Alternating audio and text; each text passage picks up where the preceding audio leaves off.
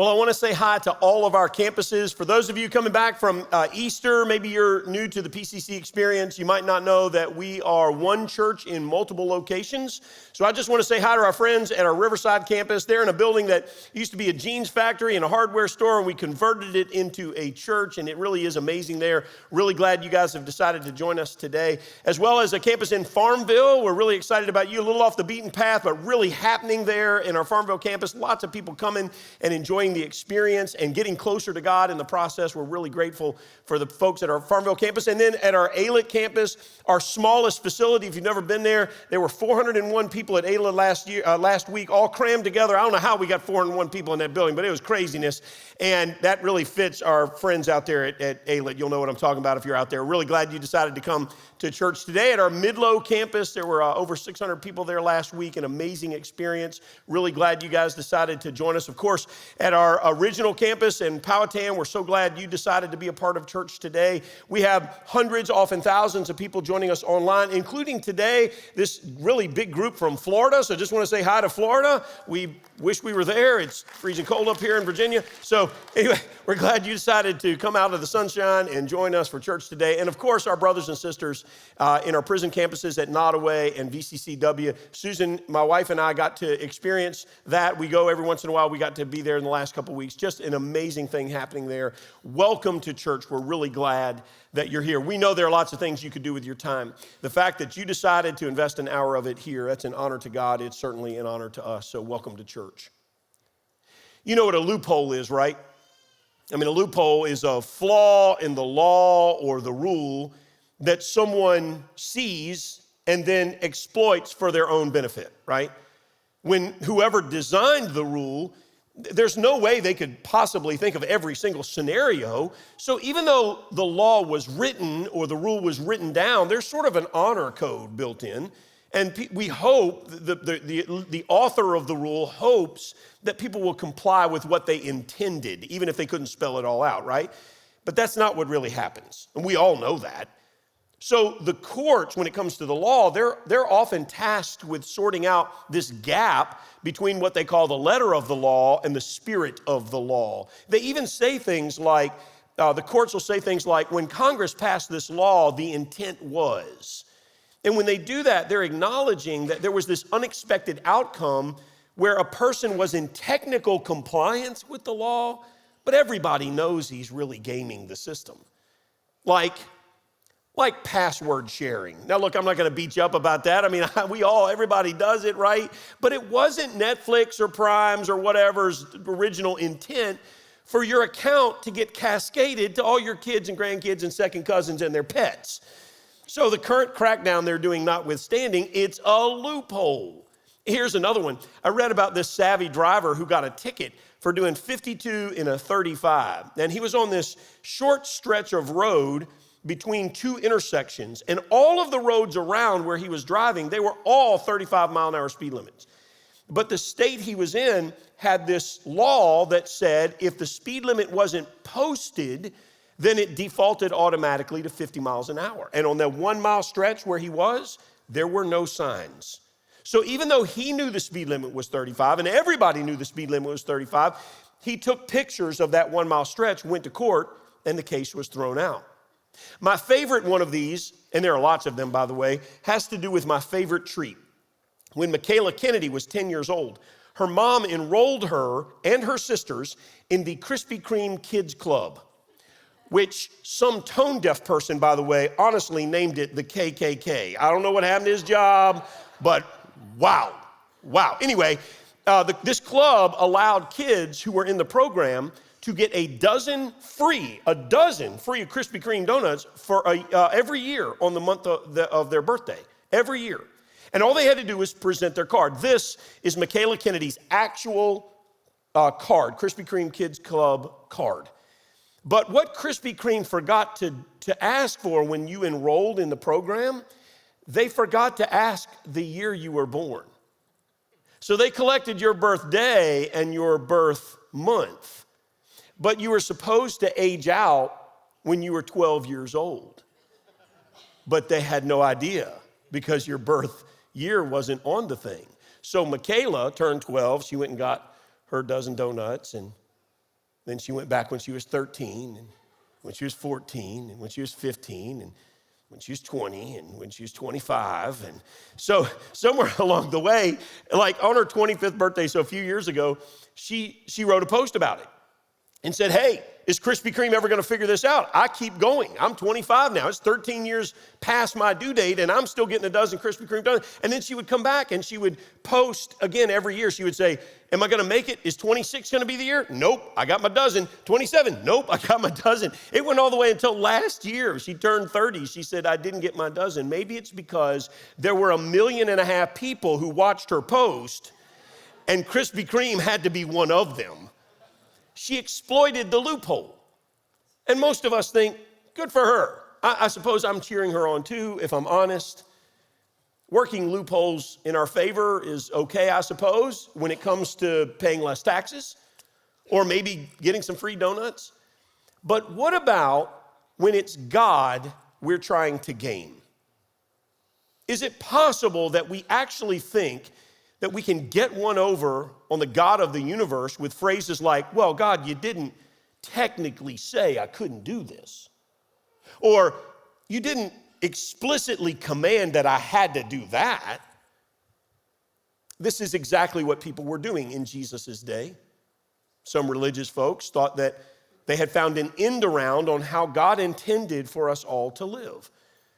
And I imagine they had this sort of cocky half smile and they'd nod their heads at their clever scheme, impressed with themselves, as if God could be outsmarted. And Jesus knew this was happening, of course. So we had the law, the rules, basic do's and don'ts that intended our hearts to be kept right. That we would have our lives aligned with God, living pure and holy and treating others with respect and with care and fairness. The focus of it all was always supposed to be about your heart and your spirit, but we gamed it. People had the letter right in front of them, but instead of focusing on how the law would make them better, they just spent all their focus on how they could get around it, while technically complying with it. And Jesus decided to fix it, or at least to expose it. And he did it with a series of 6 statements. And we're going to unpack these in this series we begin today. Those 6 statements begin with, you have heard it said. Meaning, you've got the law, you know the rule, you have a technical competency in what God said, but I say to you. That's how he pulled the rug out from underneath of the gamers. You have heard it said, but I say to you, meaning you think you're good because you're technically in compliance with the letter of the law. I'm going to show you the spirit of the law. Let me show you what God really wanted when he gave you this directive in the first place. You've been playing the system, and you've been feeling pretty good about it. But that ends today, Jesus pretty much says. And we all cheer the concept. Like everybody's nodding their head. Finally, people are going to get outed, and the playing field is going to get level, and the cheaters are going to get exposed, and their game is up. But we might have more in common with those loophole lovers than we realize. Because Jesus isn't just dealing with actions that everybody here would despise, like drunk driving or cheating or scammers who take advantage of hard-earned savings from innocent victims. Everybody wants those crimes to go away. But Jesus didn't really need to talk about that stuff. Those explicit sins, they're super clear. We all know right from wrong when it comes to stuff like that. Instead, Jesus goes for something far deeper and far more personal to you and to me. He's going after the heart. Because if he can get our hearts right, well, the actions will pretty much take care of themselves.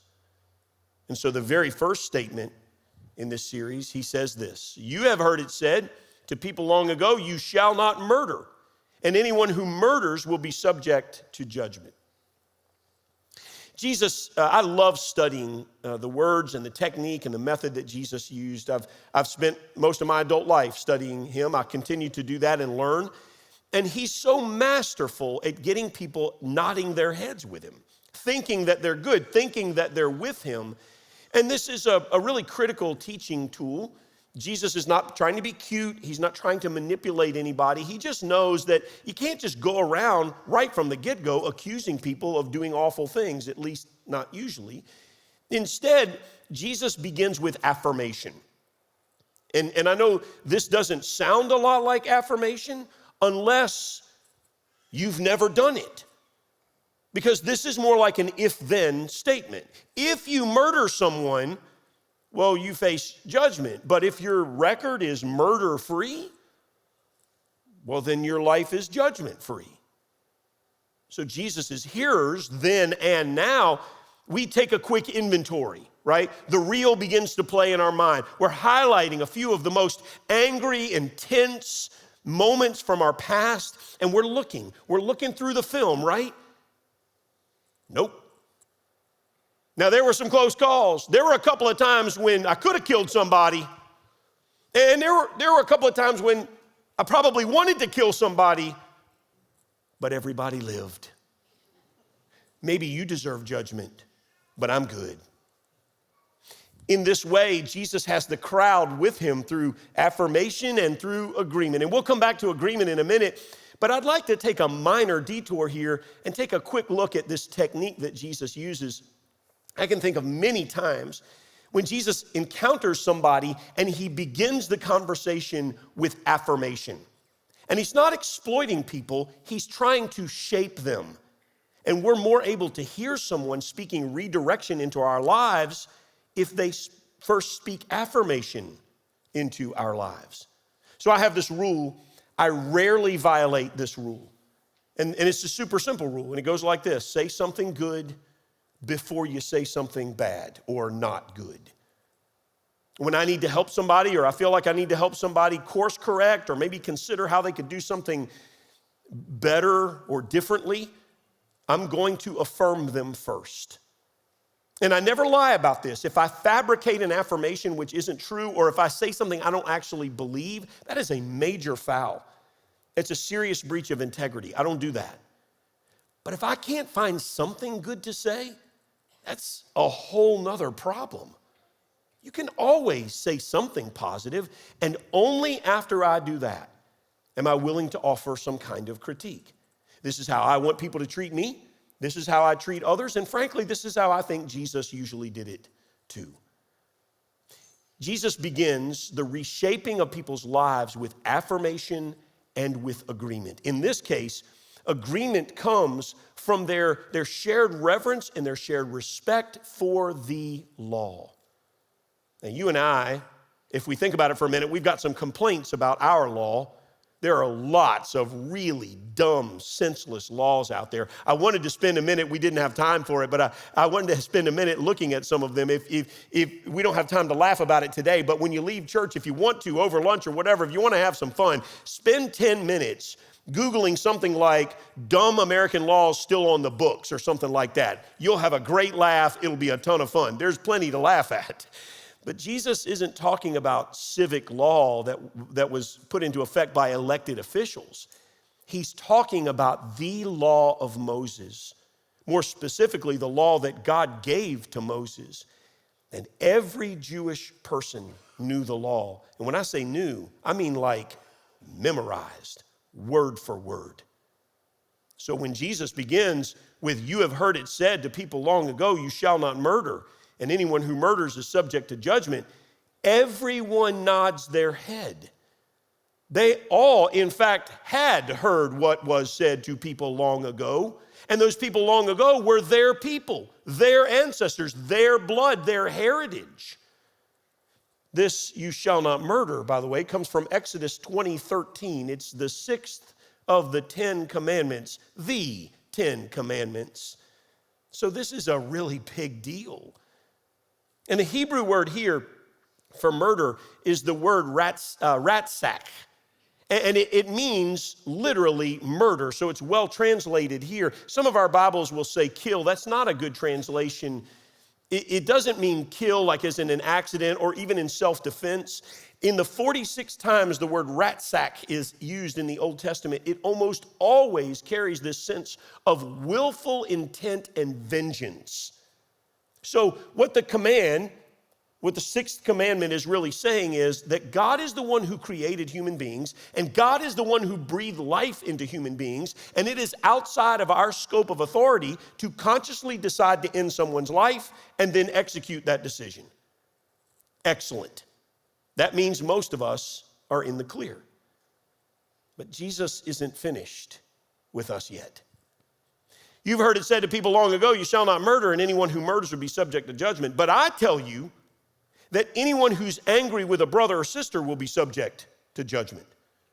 Again, anyone who says to a brother or sister, Raka, we'll come back to that in a minute, is answerable to the court, and anyone who says you fool will be in danger of the fire of hell. What? Hold up just a minute. It's not enough that I didn't pull the trigger. Now I can't even get mad? What? Let's clarify. And I promise what I'm about to get into, it's going to lead to a practical application, so stay with me.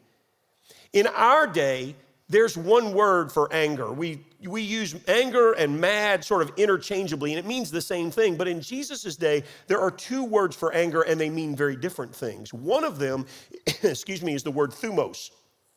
And thumos is like a fire in dry grass. It flames up quickly, and it dies just as quickly. This kind of anger is reactive. When my kids were little, speaking in an ugly or disrespectful way to their mother would light a flame in me quickly. I was firm and fast, never abusive, but I was usually the parent who was slack. I was the parent who just really was pretty lenient in most every area, and that's a conversation for another day. But if my kids wanted to make me mad, the fastest pathway there was to treat their mom with disrespect.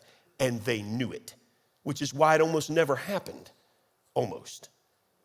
That anger inside of me was not rage. I was pretty mad though, and it was thumos. It was reactive and uncontrollable, not my actions. Hear me say this clearly. I'm not saying that my actions were uncontrollable, but the feeling that was invoked inside of me was like when you touch a hot stove. Anger was there before I even thought about it being there. The same is true for me when I feel like somebody has taken advantage of me. That's thumos. Or if my kid or my grandkid gets mistreated or someone I love, that's thumos. And if I'm honest, occasionally, during certain driving situations, I have a bit of thumos. The family I grew up in majored in thumos. We'd get mad. There would be yelling, maybe some cussing, and then, hey, could you pass the mashed potatoes? What are we doing today? It was like that. When we first got married, Susan was like, what is happening? I don't understand what you people are doing. Anger would flare, then it would subside, and then it was over, mostly. Thumos is the anger that reacts quickly to something that touches us personally and emotionally, and then it flames out just as quickly. And thankfully, this is not the word that Jesus uses. If he'd used this word, we'd all be in real trouble because thumos can't be controlled. Even though our actions can be controlled, the feeling that it invokes cannot be. Jesus uses the other word for anger here, and that anger is orge. And orge is anger that has become deep-rooted. This is long-lived anger. It's the kind of anger that you feed and the wrath grows, and you keep it close so it grows hotter, and you share it with others to build a coalition of allies. Now you got an army of angry people. Orge is the anger over which people stew, and they churn it, and they won't let it die. And importantly, orge inevitably leads to wishing ill will on its object. You may never act on those dreams, but the fact that you want harm to come to someone, that, Jesus says, makes you a murderer. Hard to hear, isn't it? I can sense the multi-campus tension. Hey, I'm not the one who said it. Don't murder the messenger here. Jesus is trying to help us deal with what's inside of us. We think we're good because we never actually took someone's life But what about when we wish them harm, even if we don't initiate it? One summer, when I was between my freshman year of college and my sophomore year, my first and second years of college, in the summer I took this job that was designed for college students with Nabisco. And I would stock grocery store shelves on the Outer Banks, which, in case you don't know, is super popular in the summertime.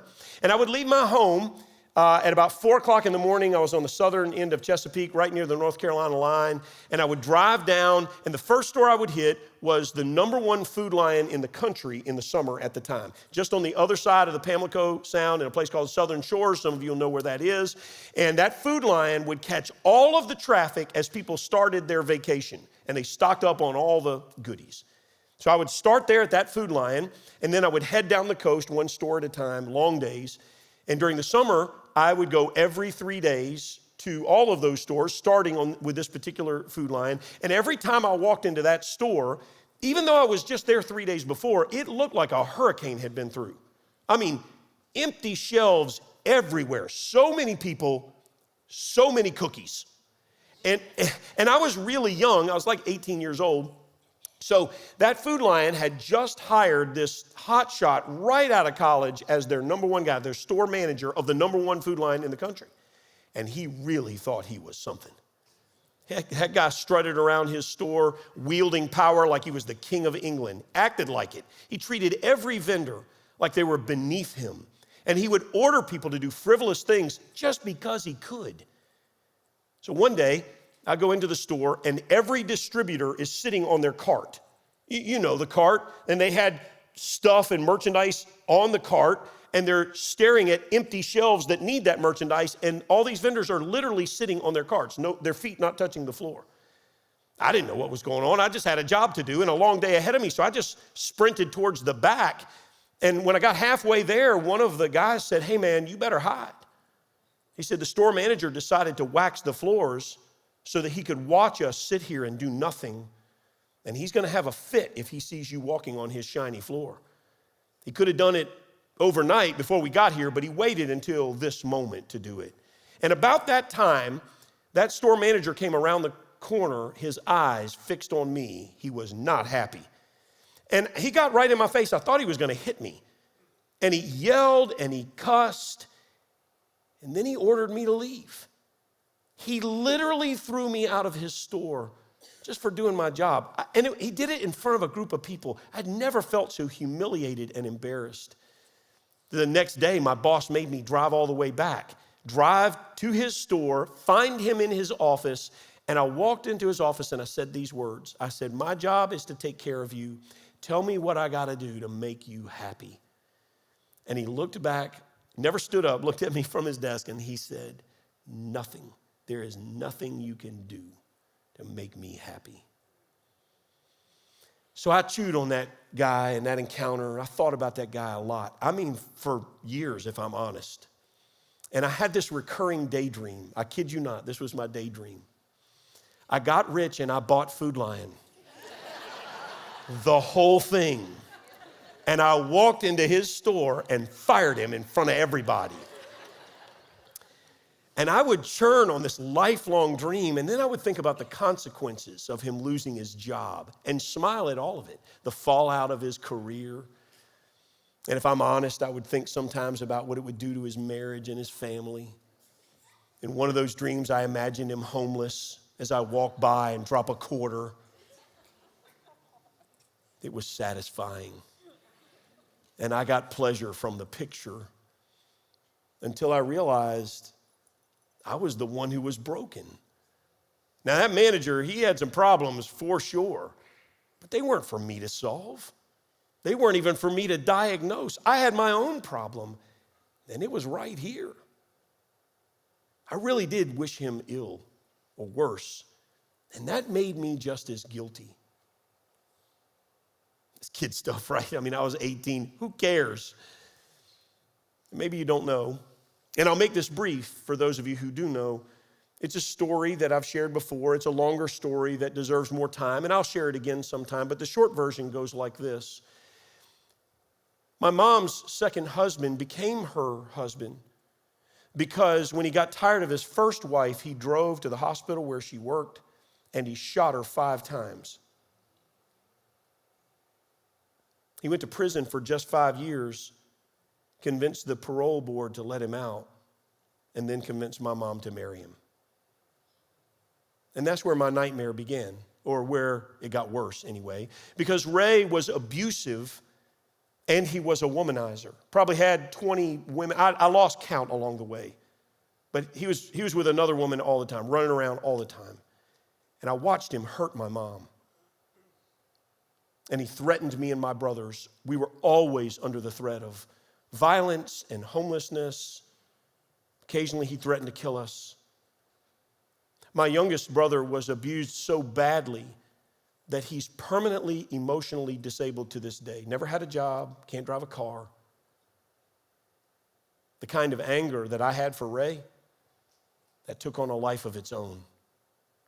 And I would still be feeding it if I hadn't come face to face with the truth that my anger was hurting me. It was eating away at my soul. It was devouring the things that were good. I didn't have to end his life. I was guilty just for wishing for his life to end, wishing for him to be harmed, wishing for bad things to happen to him. It was like a virus that infected me. Do you have any of that? Because some of us do.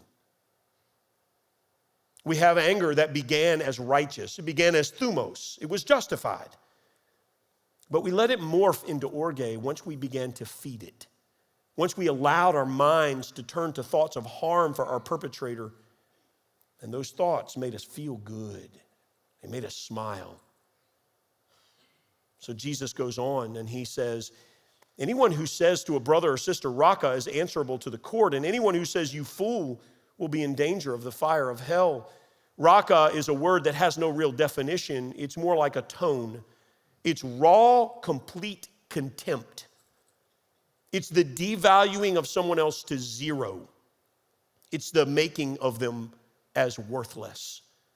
It's the expression of someone who despises another to the very core of their being. It's as if Jesus is saying, the sin of deep-rooted anger, that's bad. The sin of contempt, that's even worse. And then Jesus says, if you call someone a fool, you'll be in danger of the fire of hell. Well, now we're all in trouble. So let me show you something interesting and convicting, at least for me. The word that Jesus uses for fool here is the word moros, where we get our word moron. And what Jesus is telling us is that when we attack another person's reputation, when we destroy someone's name, we're in jeopardy ourselves, because you and I don't know someone else's heart. You get to judge their actions. We get to judge actions. But we don't get to evaluate motives. That's above our pay grade. There's another story in the Bible where the conclusion is man looks at the outward appearance. God's the one that says this. Man looks at the outward appearance, but God looks at the heart. So it's not wrong to seek justice. That's not what this is about. It's not wrong to seek justice. If someone does something that's wrong, there are consequences to their actions. That goes for me, it goes for you, it goes for all of us. It is not wrong for us to evaluate behavior. Saying things like, believing things like stealing is wrong is not evaluating somebody's soul. It's evaluating their behavior. And we're allowed to do that. In fact, we can't really operate society without doing that. But the state of your soul, that's outside of my jurisdiction. And my soul is outside of yours. So when my anger is fed and it becomes orge, so that I allow my contempt for you to grow into ill will and the evaluation of your name and your soul and your intentions and your motives, well, Jesus says figuratively, we might as well pull the trigger, because in your heart, you've already done it. So how do we get out of this? Jesus ties this solution to a deeply spiritual practice. He says, therefore, so all that stuff we just read, that's up here. Then he says, okay, therefore, if you're offering your gift at the altar, that is, you're at church, and there you remember that your brother or sister has something against you, leave your gift in front of the altar. Leave church. First go and be reconciled to them, and then come offer your gift. Jesus says that the solution to being right with God is doing all you can to be right with those around you.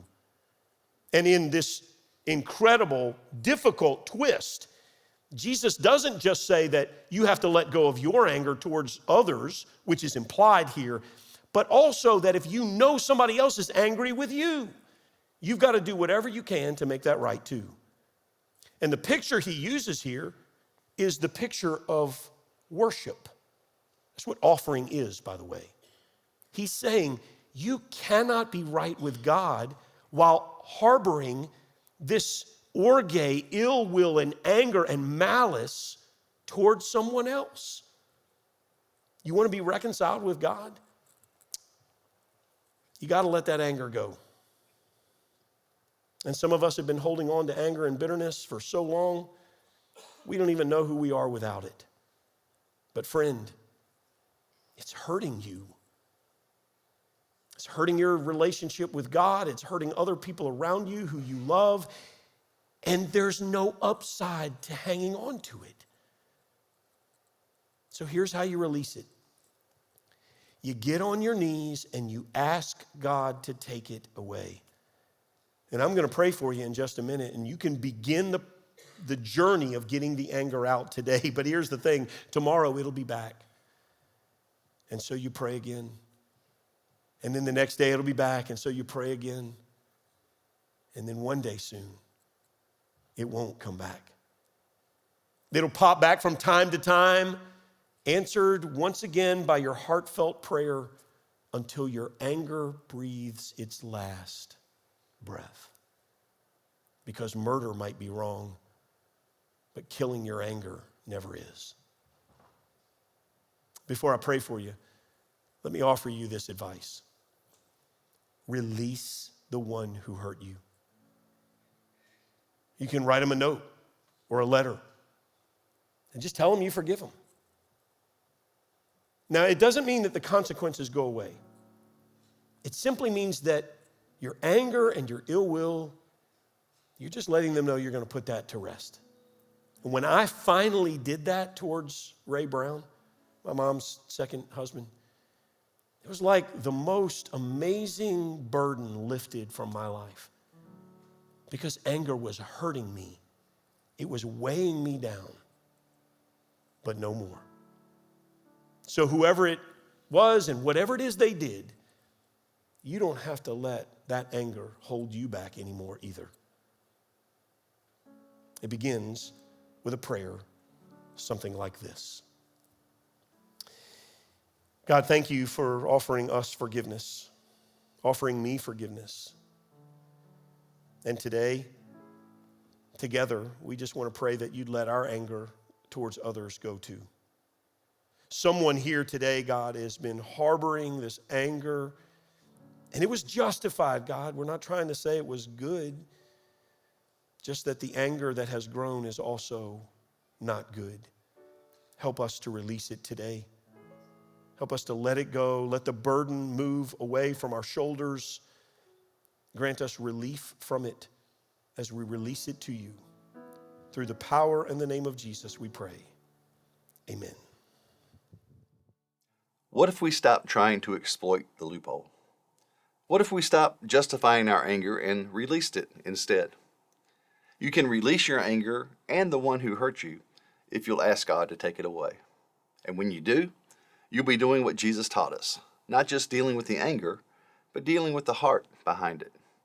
You won't want to miss a week of this series as we journey through the Sermon on the Mount, but it doesn't have to start and end here. You see, we want you to read along with us as we go. So be sure to download this bookmark with a short reading plan on it. You can download it from our website, or just click on the link in the chat. Then you can follow along as we dig into this teaching. So thanks for being here today. I hope that I'll see you again next week. So come back next week and bring a friend, and we'll see you then.